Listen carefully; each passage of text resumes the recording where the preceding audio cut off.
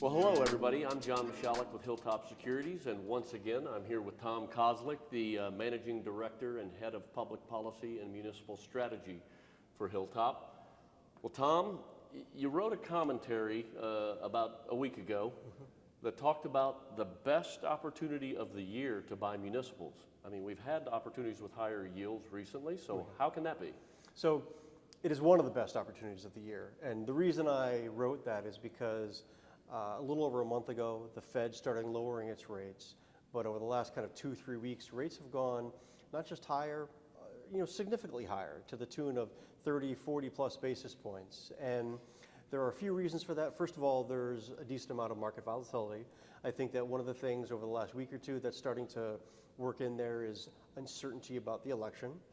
That being said, one of the things that I'm still talking to investors about is preparing for a lower rate environment. And this is not going to just materialize over kind of 6 to 9 weeks. It's going to happen to over 6, 9, maybe 12 months. But again, what I don't want investors to feel like is I don't want them to feel like they're standing on a pier and the ship is kind of pulling out and they've missed the boat, right? So that's why it is that I want investors to start to prepare for that. And right now, this is one of the better opportunities of the year.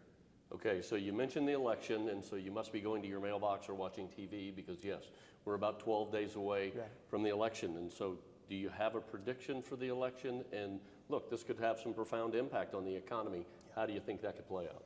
Yeah, so going back to July, I've always considered Vice President Harris the underdog. And even though the polling data shows that things are pretty close, and they're even pretty close in most of the swing states, it is difficult to determine if it's going to be Harris or it's going to be Trump. That being said, over the last week or so, the market has really been kind of pushing the idea that President Trump's going to take the White House and that the Republicans are going to take both the Senate and the House, which is increasing. That possibility has increased over the last week or two, but that's still not my base case. My base case is I'm uncertain about the White House, but I still think that the House is going to flip, and that the Senate's going to flip, and that we're going to have a divided government, and what we're going to have is gridlock and potentially more spending. Got it. So you recently revised your 2024 issuance number. What led to that, and where do you think we end up the year? So the new number is $480 billion, just under the record from a couple of years ago, and we're on pace to get there. That's a revision that I made a little over a month ago, and what led to that is just the increased amount of economic growth that we've seen throughout the year has really materialized into more primary market activity.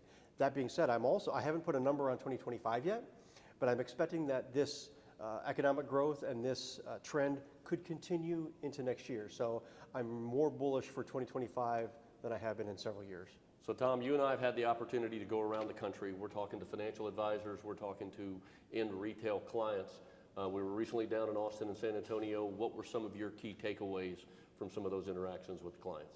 Yeah, so there were two big takeaways. The first is I was really struck by how strong our relationships are with the folks in those areas, number one. Number two, when I was talking to the advisors, but especially when I was talking to the individual investors that we had at those events, I was really struck by how they are reaching out and trying to find a way to navigate the uncertainty that they're seeing right now. Well, there's a lot of uncertainty. The next 12 days will teach us a lot. That's right. And that will be it for this edition of the Muni Minute.